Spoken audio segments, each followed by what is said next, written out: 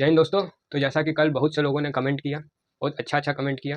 जैसे कि अर्पित जी ने कमेंट किया कि प्रोबेबिलिटी पर बनाई, राकेश सूथर जी ने कहा कि इसी पर बनाई, मतलब थ्योरी ऑफ इक्वेशन पर, और सार्थक मिश्रा जी ने कहा कि कॉम्प्लेक्स नंबर के ज्योमेट्री वाले टॉपिक पे बनाई। क्योंकि मेरा खुद का नाम भी सार्थक है, तो चलिए वो सब होते रहेगा। तो मैं उन्हें बहुत धन्यवाद देता हूँ कि एक अच्छा कमेंट किया, तो इससे कुछ अच्छा जोश भी बना। तो मैं धन्यवाद देता हूँ कि ऐसे ही कमेंट करते रहिए, तो मेरा भी जोश बना रहेगा और आप लोग का आदान प्रदान होता रहेगा। तो आइए हम लोग क्वेश्चन देखते हैं। तो चूंकि आज मुझे दिखा कि प्रोबेबिलिटी पर जे एडवांस का बहुत अच्छा सवाल था, इसलिए मैंने सोचा कि आज प्रोबेबिलिटी पर बनाता हूँ। कल थ्योरी ऑफ इक्वेशन पे बना दूंगा, परसों नेक्स्ट नंबर के ज्योमेट्री वाले टॉपिक पे बना दूंगा। तो आइए हम लोग क्वेश्चन देखा है। चूंकि ये वीडियो बहुत लंबा होने वाला है, इसलिए मैं इसे पार्ट वाइज में करूँगा। मैं स्पीड नहीं बढ़ाऊँगा, तो क्योंकि ये सवाल बहुत इंपॉर्टेंट है, इसलिए मैं इसमें स्पीड नहीं बढ़ाऊँगा। ये बहुत अच्छे सवाल है, इसमें सारा कंसेप्ट क्लियर हो जा रहा है। तो आइए हम लोग क्वेश्चन देखा जाए।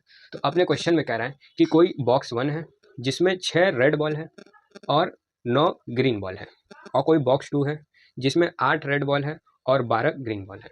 इतना हमें बता दिया। अब कोई हमें इवेंट दिया है जिसका नाम है E1। वो कह रहा है E1 is a event of ball choosing from box 1, मतलब बॉक्स 1 से बॉल चूज करने का इवेंट जो है वो E1 है।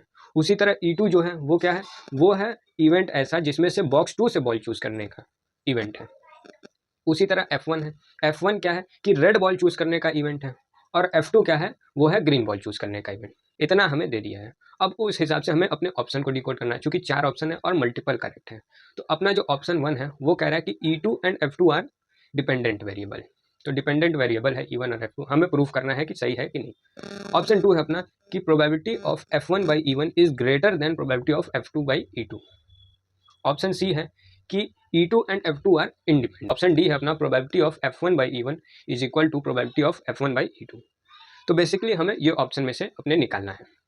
तो आइए हम लोग अपने ऑप्शन को देखते हैं। तो पहले हम लोग इसको करने के लिए हमें जो बेसिक नॉलेज पता होगी वो हम लोग निकाल लेते हैं। जैसे हम लोग प्रोबेबिलिटी ऑफ E1 निकाल लेते हैं, उसके बाद हम लोग प्रोबेबिलिटी ऑफ E2 निकाल लेंगे, उसके बाद हम लोग प्रोबेबिलिटी ऑफ F1 निकाल लेंगे, उसके बाद हम लोग प्रोबेबिलिटी ऑफ F2 निकाल लेंगे। इतना निकाल लेंगे। अब उसके बाद हम लोग किया क्या जाए, F1 बाई E1 निकालना है। तो वो हम लोग कैसे निकाल पाएंगे, प्रोबेबिलिटी ऑफ, ये तो हम लोग पढ़े ना, probability of A by B को निकालने के लिए हम लोग क्या करते हैं, probability of A intersection B upon probability of B। तो वैसे ही हम लोग probability of F1 by E1 को क्या कर सकते हैं, probability of F1 intersection E1 upon probability of E1।